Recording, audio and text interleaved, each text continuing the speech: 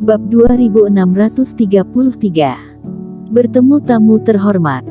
Saat dia melihat Erikin, pria gemuk itu terkejut. Bagaimana mungkin orang ini terlihat familiar, tetapi dia tidak dapat mengingat siapa orang itu dalam sekejap.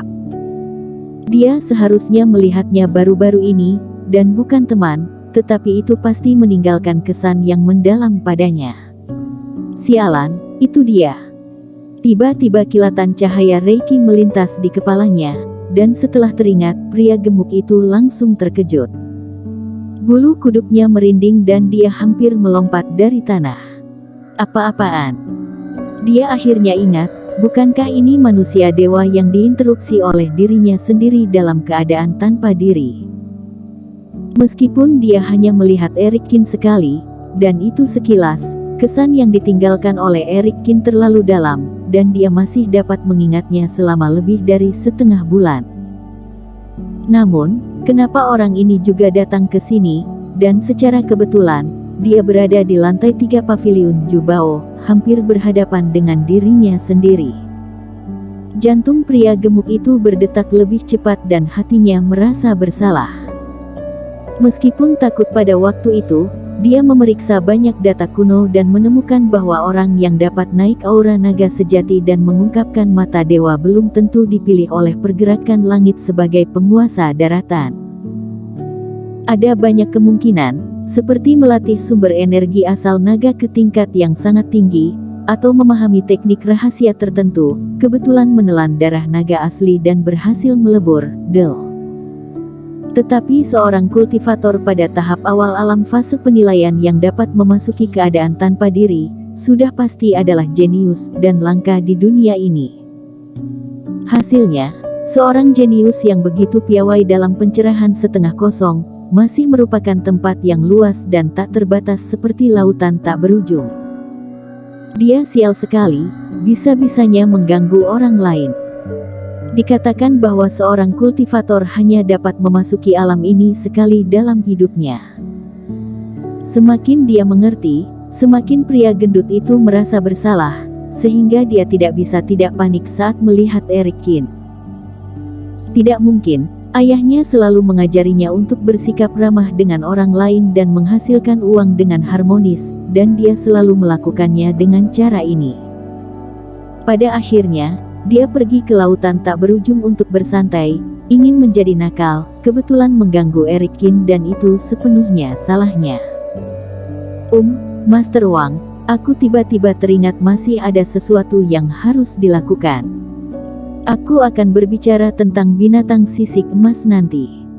Pria gendut itu tidak tahu bahwa Erikin telah menyadarinya, dan dia mengecilkan lehernya seperti burung unta dan bergegas pergi. Semoga bocah itu tidak melihatnya, kalau tidak dia benar-benar tidak tahu bagaimana menghadapinya. Dia merasa pahit. Dia tidak melakukan kesalahan apapun dalam hidupnya, hanya melakukannya kali ini, hasilnya orang itu terus muncul. Itu juga bukan salah orang itu. Pergi ke paviliun Jubao, bagaimana pihak lain bisa tahu? Apakah itu kehendak Tuhan? Sayang, tidak heran ayahnya berkata, jangan melakukan hal-hal buruk, jika tidak siklus pergerakan langit akan menghukum. Tuan. Master Paviliun Wang terkejut. Dia pikir dia akan dimarahi oleh pemuda ini. Namun, ketika Tuan Muda melihat seseorang, tiba-tiba tampak ketakutan. Wajahnya menjadi pucat dan langsung kabur begitu saja. Dalam sekejap mata, pria gemuk itu pergi. Siapa pemuda ini? Apakah itu musuh Tuan Muda? Master Paviliun Wang menjadi serius. Dia telah memperhatikan sebelumnya bahwa setelah melihat Erikin, suasana hati Tuan Muda berubah seketika. Dan sekarang, Erikin dan Desi Zheng Yu kebetulan lewat, Master Paviliun Wang dapat dengan jelas melihat wajah Erikin. Pertama-tama, itu bukan orang yang muncul dalam ingatan. Apalagi penampilannya bagus, energi jahat dalam tubuh sangat lemah, dan ada perangai mulia yang istimewa, membuat orang merasa sangat ramah dan amanah, tidak seperti orang yang sangat jahat. Apa yang aku pikirkan? Master Pavilion Wang memarahi dirinya sendiri dengan bingung. Jika orang ini adalah musuh Tuan Muda, bagaimana mungkin membuat Tuan Muda kabur dari Pavilion Jubao? Pada saat itu, jika memikirkannya, tuannya akan dihancurkan. Dan pikirkan baik-baik, ekspresi Tuan Muda sebelumnya bukanlah ketakutan, tetapi rasa malu dan bersalah, seolah-olah dia telah melakukan sesuatu yang salah. Master Wang menyipitkan matanya, merasa ada sesuatu yang terjadi di dalam ini. Meskipun Tuan Muda terkadang memiliki temperamen yang buruk, karakternya cukup baik di antara para kultivator. Apa sebenarnya yang dia lakukan pada pemuda ini dan membuatnya sangat malu untuk bertemu dengannya?